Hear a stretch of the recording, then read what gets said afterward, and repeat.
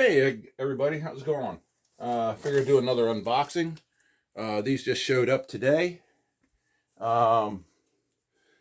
This is a Diecast unboxing today. No new slot cars yet, but these just showed up. I ordered these a little while ago. These just became available. There's a couple more that'll be available down the road, and hopefully I can get those as well. But these are a blast from my childhood, so couldn't turn them down when they turned up.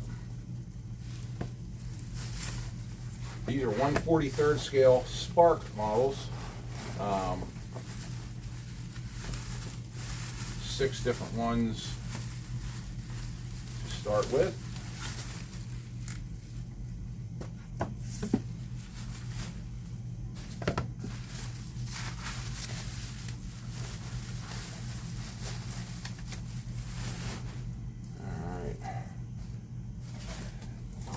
Way.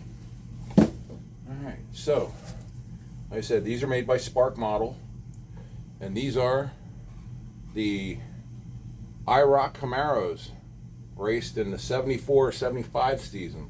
This was the first season that they ran the Camaros, the very first season of Iroc. They ran 911 Porsches. 3 of the 4 races were won by Mark Donohue. He wound up being the champion and then immediately announced his retirement, only to unretire later when Roger Penske started up his Formula One team, and he ran the last 2 races of the 74 season, and then we're going to run the entire 75 season throughout. And unfortunately, he was killed practicing for the Austrian Grand Prix, and the team was then fielded by John Watson, who filled in the last couple of races of the season. And ironically, Penske's only Formula One win came 1 year later at Austria. Kind of ironic that the track that took the life of his best friend and driver, Mark Donohue, was the site of his only Formula One win, and the last time that a American team, fielded team, won in the F1.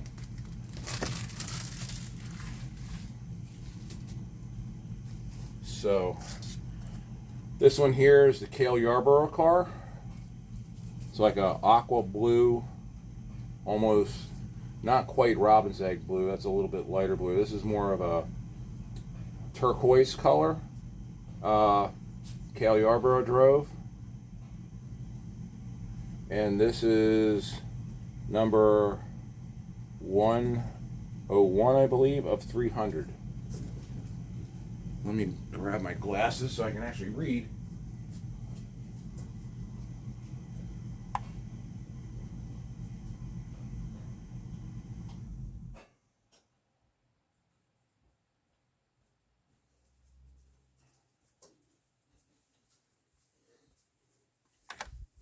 All right, I can actually see. Yes, this is number 101 of 300 produced. So again, these are low production numbers. If you are interested in these, if this is something that tickles your fancy, I would suggest jumping on these soon, because once they're gone initially, when they hit the secondary market, you're going to see them go up in price. You can bet on that. These are running approximately, depending on who's selling them, around the $90 mark. I got 6 different ones. There's at least one more car that's been produced. I'm waiting on that to come from another vendor. So when that gets here, I'll unveil that one as well. This is the David Pearson car. It's like a almost school bus yellow, orangey color. Number 6. And this one, the numbering is bad on these. Looks like they're hand numbered, so depending on the legibility of who wrote it, this is 127 of 300.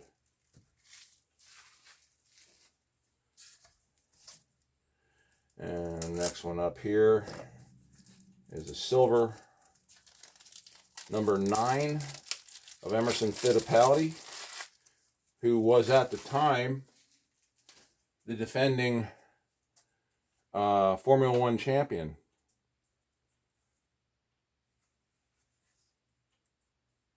And this was the paint scheme that he ran at the Daytona Iroc in 1975. And this is number 148 of 300.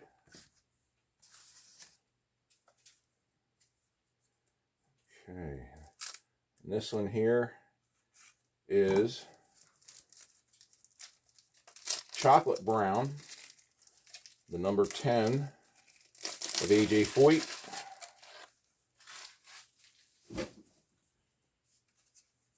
Who's still kicking butt and taking names in the IndyCar series. So this one here, this is number 94 of 300.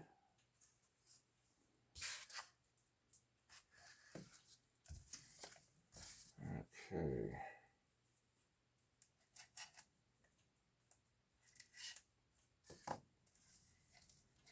All right, this one here is the number 12. This is a pale yellow. This is Bobby Unser. He's also in the IndyCar series. He also ran some USAC stock cars. So he was not unfamiliar to stock cars. These neat models are pretty cool. Once I get them out of the cases, I'll show you a little bit better detail. They're not badly detailed for the size they are. Have flared fenders to clear the wider tires that were run. And the last one here, and that number on this one is 125 of 500. So if there's 500 of those ones made, they must have thought there'd be a greater demand for Bobby Unser.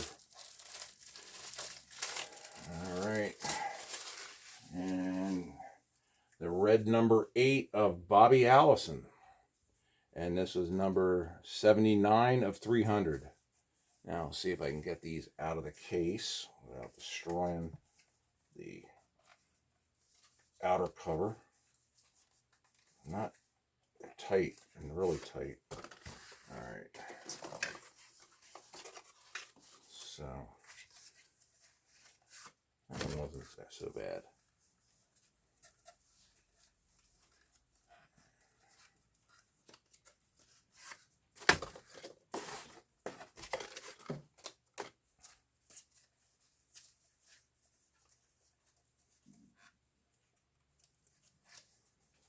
Boy, these things are, some of these are extremely tight in these cases, almost like they shrink wrap them on. Some pop out easy and other ones not so much. I know this must be scintillating watching me struggle to get these out of the cardboard overcover. Come on. What the hell is going on there? I don't know why these are so tight. I really don't. Shouldn't be this damn hard getting out. There she goes. Now she's starting to move a little bit. I said some of these actually feel like they're shrink wrapped. They're that tight.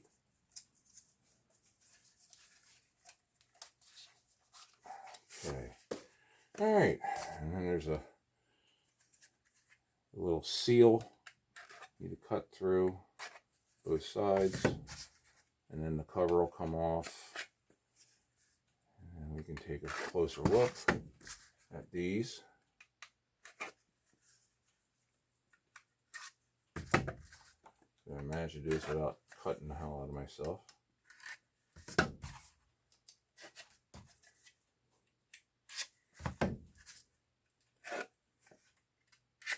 Alright. So here we go. Like I said, these are very well detailed. You see a fire bottle in there. I don't know if you can see that in the camera or not. There's a fire bottle in there. These are fully caged. It's a oil tank in there.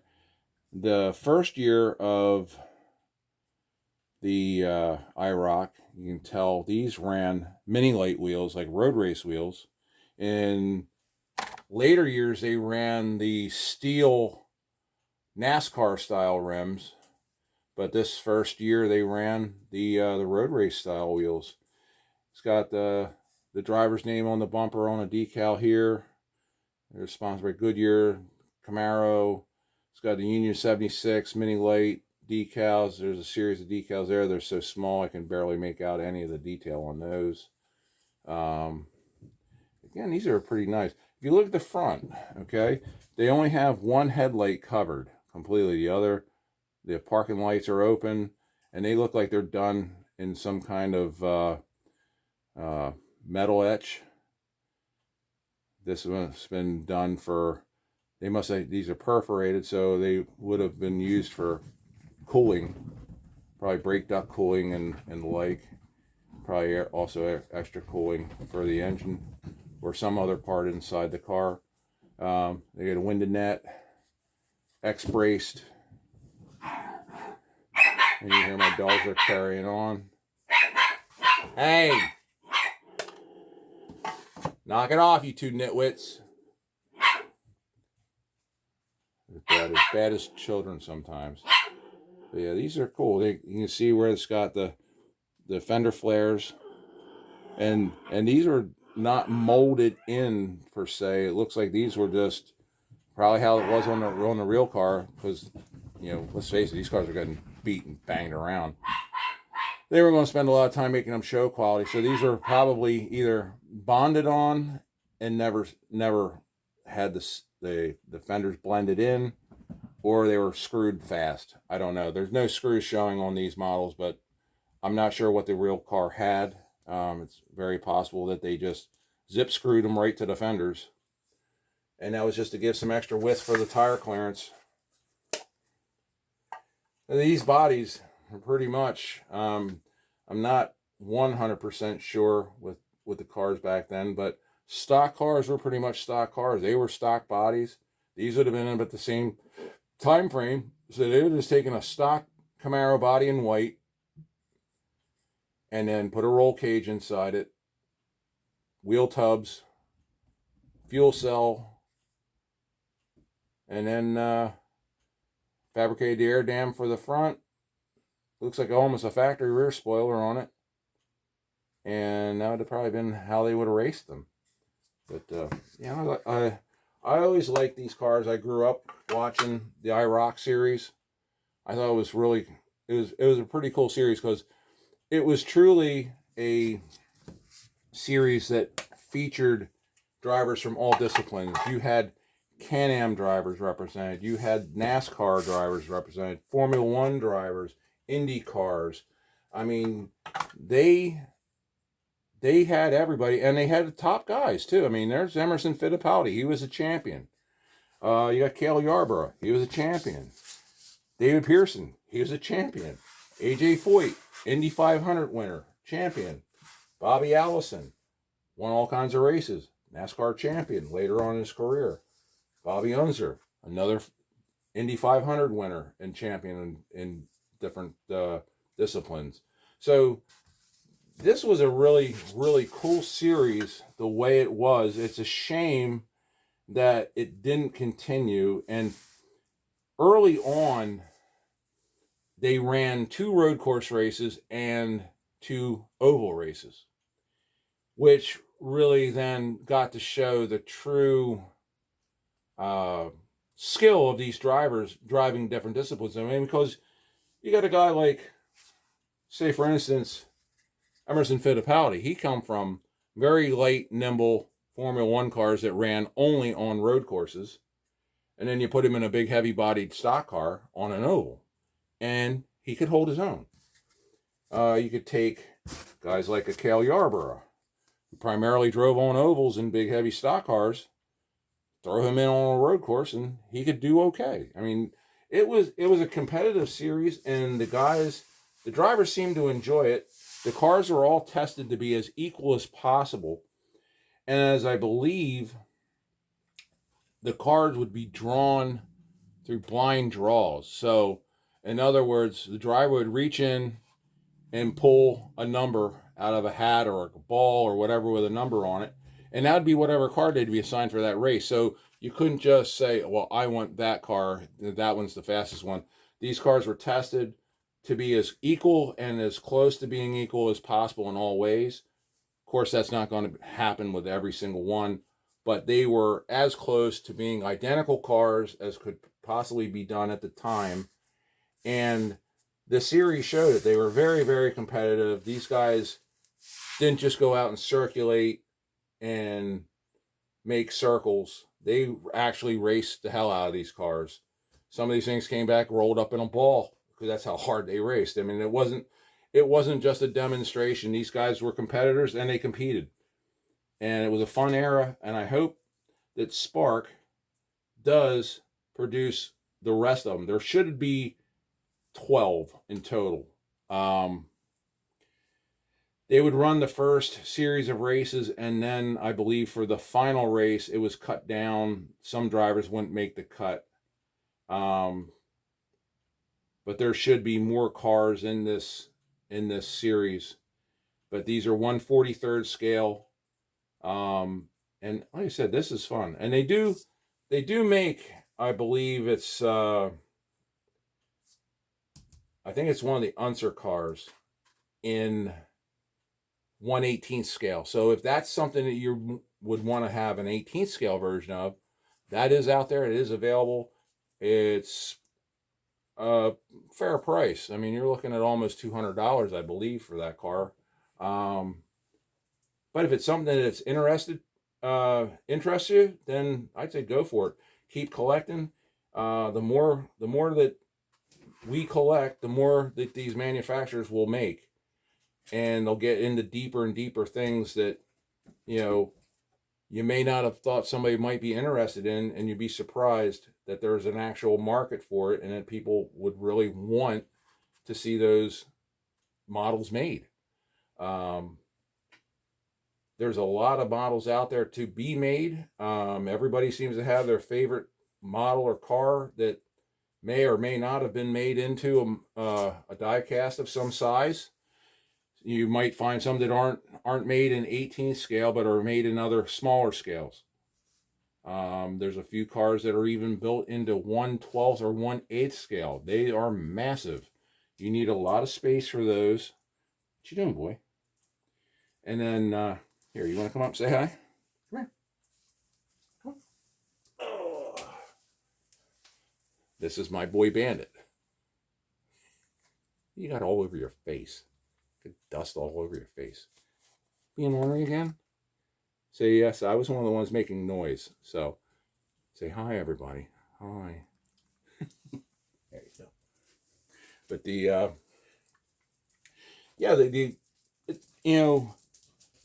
it's a hobby that only is going to grow if we can support it. Now, mind you, you don't have to buy every single car that's made, and you're not going to be interested in every single car made. And there's going to be limits to how many cars of what you buy. The most popular models out there as far as 1/18 scale goes are probably Camaros, Challengers, Mustangs, Cudas, but there are other models that people would want. But if you don't buy those, or at least a few of them, manufacturers get real leery because the costs are going up. Some of these cars are now being made in resin instead of die-cast. I have a couple cars coming in the near future that I'll show when they get here, and they're resin cast, and the detail is phenomenal. So they may not be fully open models like a lot of the die-cast cars. The really good ones, at least, are hoods open, doors open, trunks open. They have posable wheels. The steering wheel may be connected, so when you turn the front wheels, the steering wheel will turn inside the car. The engine bays are detailed. And then you have what they call sealed models, which nothing opens. It's just you look at it from the outside, and that's it. And that's fine if that's all you're going to do is just display it on a shelf anyway. I mean, to have all that detail that you're never ever going to look at is sometimes you know, for some people, it's kind of like they're spending money on something they're never going to use. Kind of like in your real car when you got to buy all kinds of different options that you'll never use to get the one particular option that you want. But anyway, that's what we have here today. Figure I'd show these off as soon as I got them and get them all out. So there we go. And my OCD strikes again. I have to keep the numbers in order. There we go. But like I said, I'll have at least one more coming. So it'll be at least a total of 7. Hope that this run goes well and that they'll produce the other cars from this particular season of Iroc. And I can collect the whole batch. I am a completist. I like to complete sets when I start something. I think it makes it more enjoyable for me to collect an entire set or series. Incomplete, series. I hate when a manufacturer will start something, get halfway through it, and then decide that there's not enough demand, and then they stop. And it's like, well, that's great, but now I have half of what I should have to complete it. And that kind of gets a little maddening. But anyway, that's it for today. Leave a comment if you feel. Have any questions, feel free. Leave a comment.